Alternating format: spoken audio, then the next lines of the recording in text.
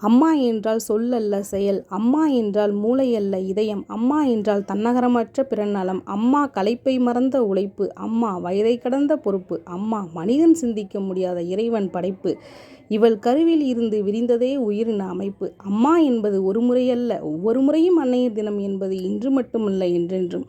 இவன் மகன் மகள் என்பவர் பெறுபவர் மட்டுமல்ல, கொடுப்பவர். பெற்ற அன்பை பெற்றவர்களுக்கு கொடுக்கும் பேர் சொல்லும் பிள்ளைகள்தான் நாங்கள். இவ்வுலகில் நடமாடும் தெய்வமாகிய அனைத்து அன்னையருக்கும் அன்னையர் தின நல்வாழ்த்துக்கள். வாய்ஸ் என்னோட, வார்த்தை என்னோட அண்ணா ஜி பிரகாஷ் கண்ணா அவங்களோடது. ரொம்ப நன்றி இந்த வார்த்தைகள் அனைத்துக்கும்.